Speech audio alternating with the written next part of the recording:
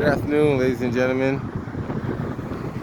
Nez Porter over here at Ruggles and Tremont Street,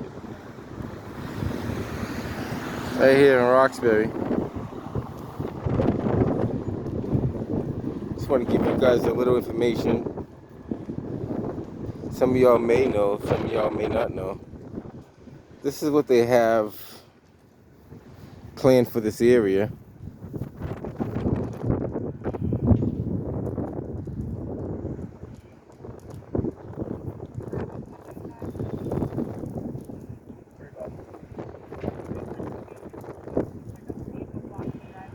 Not too sure to what extent that they're trying to, but I guess that's a possible that's in concern that they're trying to figure out what they want to do with it.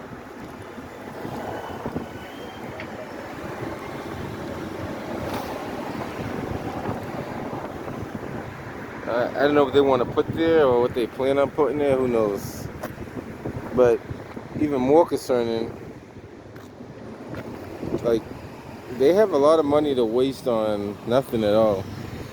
So this is normally how the sidewalk has been for over 50 years. It has nothing been wrong with that side. Nothing has been wrong with that sidewalk.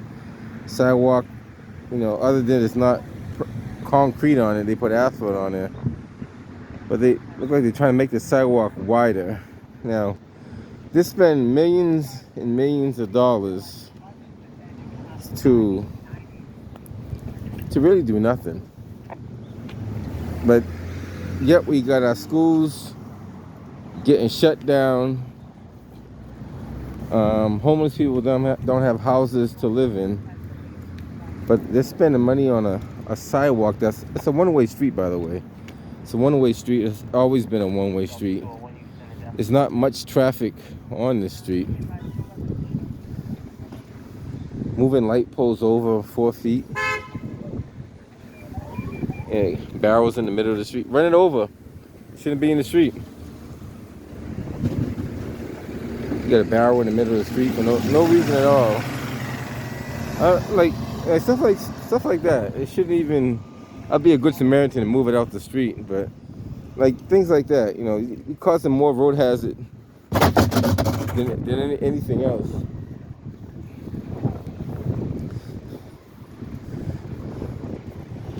You're spending. This is millions of dollars. Whether you guys know it or not, when you see this kind of equipment out, this equipment and labor does not come cheap. And not to mention the supplies they're using and stuff like that. But all in the name of making a sidewalk maybe six feet wider or something like that. Who knows? It's going to be less parking for the residents on the street for sure. But do we really need wider sidewalks? And after they make the wider sidewalk, they're going to even make it more narrow by putting, who knows, 2 bike lanes on each side. They do stupid things all the time. So I wouldn't doubt it. But look at this. This is a waste of your and my tax-paying dollars.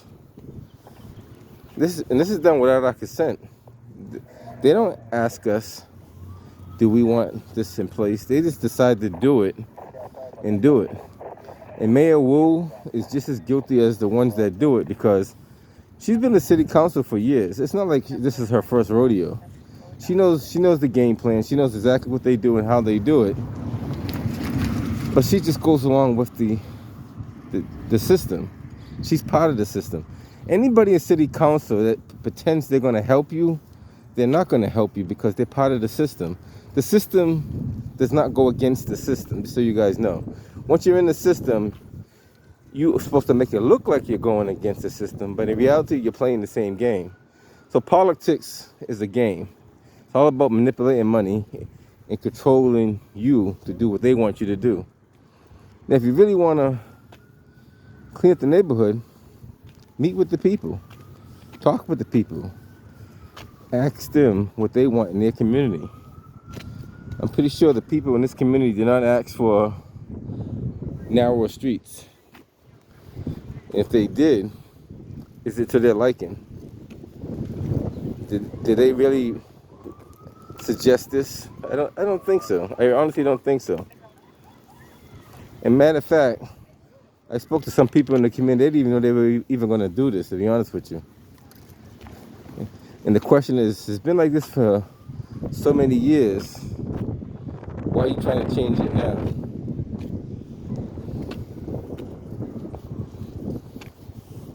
So all they're going to do is move these light poles over probably 4 to 5 feet. Move the hydrants over probably 4 to 5 feet. Everything's get moved over. And it's just a way of saying we spent money on a project. And they always use it in the name. When you see these signs, building a better Boston, the question you gotta ask is, building a better Boston for who? Who are you building a better Boston for? Not for the people that live here. Is it a better Boston for you? Is it a better Boston for you? I don't know. You don't know? See, if you don't know, then I don't know either. See, what the problem is, they don't ask the people in the community for their input. That's how it goes. Exactly. He said it right. They only want the ones that agree with them. And so that's why they have these Zoom calls, because if you disagree with them, they block you on the next call. So that's not I mean, they don't want real transparency. But I'm about bringing real transparency. No, hopefully one day I meet with the people.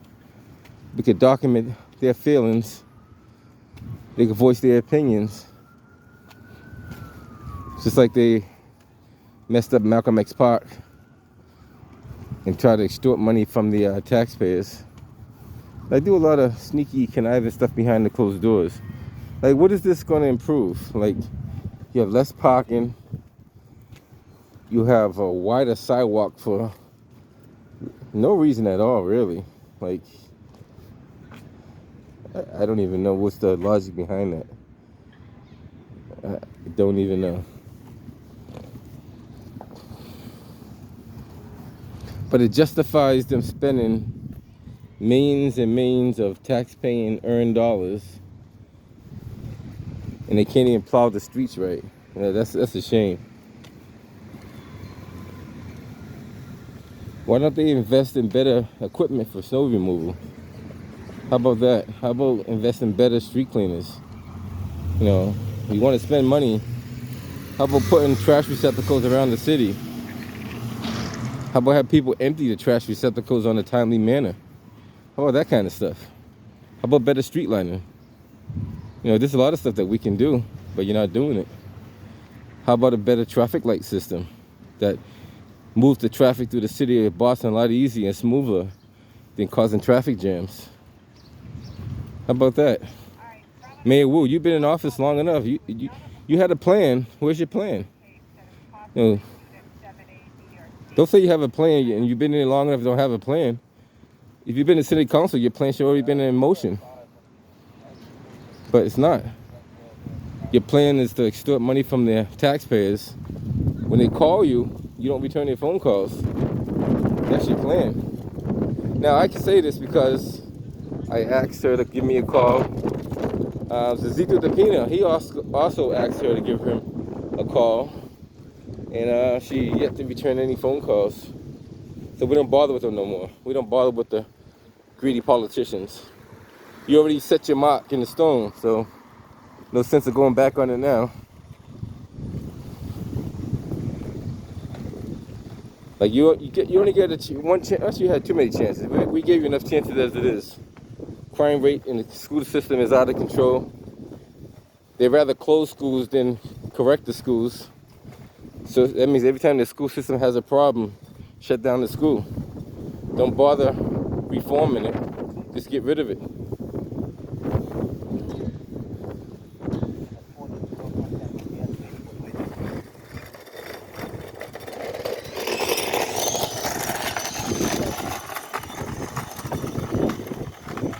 Just want to show you the work that this is probably a multi-million-dollar project, at least. You're not gonna tell me this work only costs $20,000 because you'll be lying to yourself.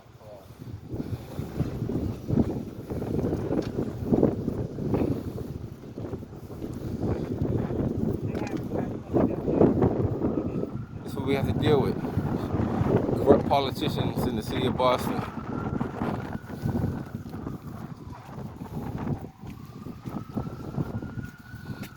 Now, at the same time they're doing this, I guarantee you, you could walk out your house, you could find a sidewalk that hasn't been touched in 10 years or more. Pretty sure you can.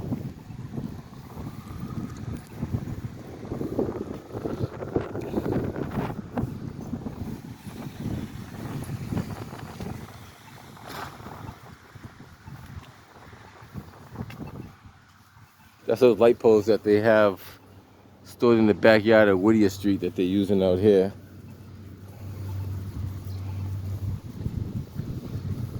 Now we're gonna see if you changing all these light poles over makes the street any brighter.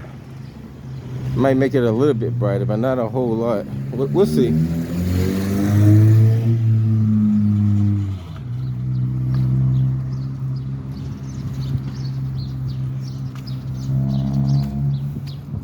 Then we also want to see how well they maintain the area that they did over. Not sure if this is going to be a grassy patchy area or what, but it's left open for a reason. This is the whole length of Ruggles Street from Washington all the way to Tremont there.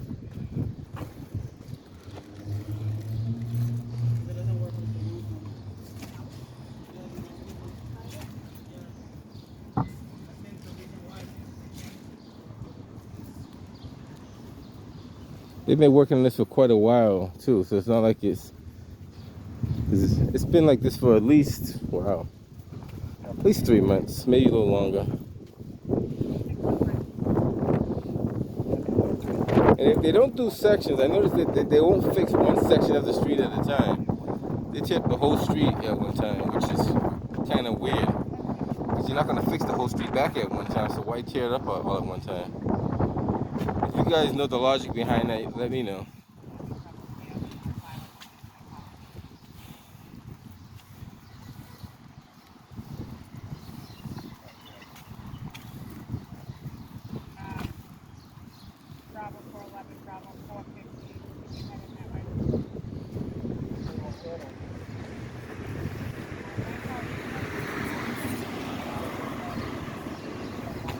Alright guys, I'm heading towards the end of Ruggles Street here. Just wanted to show you the work they're doing over here. And I noticed that these sidewalks don't have that center line in the middle. I don't know if that makes a difference or not. But typically when you do make sidewalks that wide, you have that center line that runs through the middle of it. But I don't know if it's necessary, but we'll see.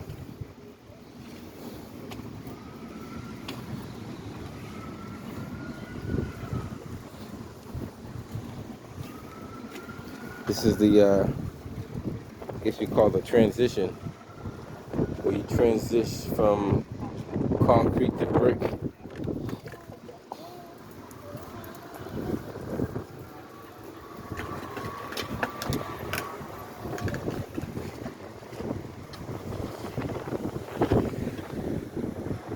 Not sure if they plan on doing construction over there either. Who knows? You got like little things around the trees there, maybe for some reason. Alright guys, I figure I'll show you a little activity in the city of Boston. Nothing major. Alright guys, catch you on the next one.